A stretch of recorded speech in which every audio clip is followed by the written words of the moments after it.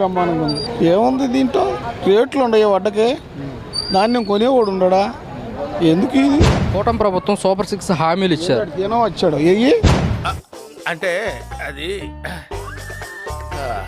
రే Ram implement చేయడానికి కొంచెం time పడుతుంది, రాష్ట్ర ప్రజలు అర్థం చేసుకోవాలంట. జగన్ ఎట్ట తెచ్చిచ్చాడు? అంటే జగన్ అప్పులు తీసుకొచ్చి ఇంప్లిమెంట్ చేశాడు. అప్పులు చేయట్లేదా?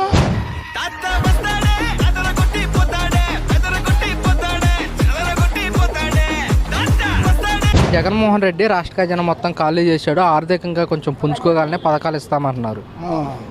ఈయన ఖాళీ చేయలేదా? మళ్ళీ పంచి బస్సు మొన్న ఉగాదికి అన్నాడు, ఏది ఇచ్చాడా? అట్టే మాటలే అబద్ధాలు.